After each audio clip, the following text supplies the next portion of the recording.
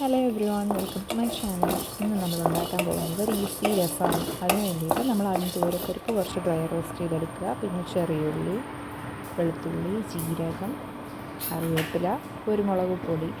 കുരുമുളക് വേണമെങ്കിൽ അതെടുക്കാം കേട്ടോ. ഞാൻ കുരുമുളക് പൊടിയാണ് എടുത്തിരിക്കുന്നത്. ഇത് നല്ല ഫ്രൈ ഇങ്ങനെ റോസ്റ്റായിട്ട് വന്നു. പിന്നെ അതിൻ്റെ കൂടെ ചെറിയുള്ളി, നമ്മൾ നേരത്തെ എടുത്ത് വെച്ച സാധനങ്ങളെല്ലാം കൂടി മിക്സിയിൽ വന്നിട്ട് ഒന്ന് ക്രഷ് ചെയ്തെടുക്കണം. അത്യാവശ്യം ഒന്ന് പൗഡറാകുന്ന രീതിയിൽ. അങ്ങനെ പൗഡർ ആവില്ല, പക്ഷെ ഒന്ന് ക്രഷ്ഡ് ഫോമിൽ വരും എല്ലാം കൂടി. പിന്നെ ഇതിൽ നമ്മൾ വെറൈറ്റി ആയിട്ടുള്ള സാധനം എടുക്കുന്നുണ്ട്. തക്കാളിയുടെ കൂടെ ഒരു വഴുതനങ്ങയും കൂടി. അത് രസത്തിന് നല്ല കൊഴുപ്പ് കിട്ടാൻ വേണ്ടിയിട്ടാണ് കേട്ടോ. അപ്പോൾ നമ്മൾ കുറച്ച് വെളിച്ചെണ്ണ ഒഴിക്കുക. അതിലേക്ക് നമ്മൾ കടുക്, അങ്ങനത്തെ ഐറ്റംസ്, കടുക്, കറിവേപ്പിലൊക്കെ ഇടുക. പിന്നെ ഇതിലേക്ക് നമ്മൾ ചതച്ച് വെച്ച മസാല ഇടുക. എന്നിട്ട് നമ്മൾ അത് നല്ലതായിട്ടൊന്ന് ഇതാക്കി കൊടുക്കണം. കറിവേപ്പിലയും ഇതും ഇപ്പോഴല്ലാട്ട് നമ്മൾ കടുക് വറുത്ത് ഒഴിക്കാൻ നേരത്ത് ഇട്ടാൽ മതി കേട്ടോ.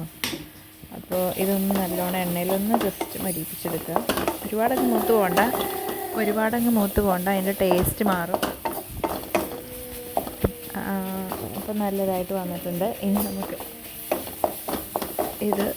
ഇതിലേക്ക് പുളിവെള്ളം, അതായത് വാളംപുളി, ഒരു നാരങ്ങ വലിപ്പത്തിലെടുത്ത് വെച്ച വാളംപുളിയുടെ വെള്ളവും, അതുപോലെ തന്നെ നമ്മൾ അരിഞ്ഞു വെച്ച വെജിറ്റബിൾസ് ഇതിലേക്ക് ആഡ് ചെയ്യുക കേട്ടോ. അത് കഴിയുമ്പോൾ എന്നിട്ട് അത് രണ്ടും ആഡ് ചെയ്തിട്ട് നന്നായിട്ടൊന്ന് ഇളക്കി കൊടുക്കാം.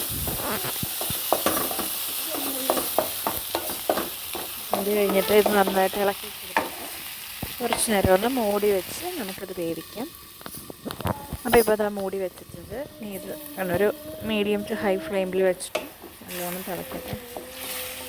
അങ്ങനെ പുളിവെള്ളം നമ്മളെടുത്ത് വെച്ചേക്കുന്നത് ഇപ്പോൾ നമുക്ക് അതിലേക്ക് ഒഴിച്ചു കൊടുക്കാം.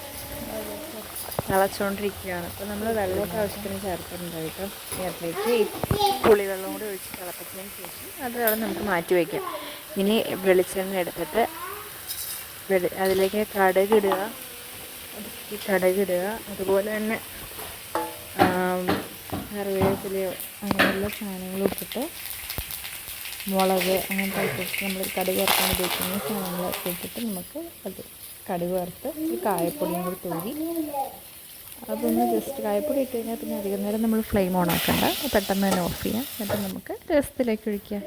അങ്ങനെ നമ്മുടെ തക്കാളിയും വഴുതനങ്ങയും കൊണ്ടിട്ടുള്ള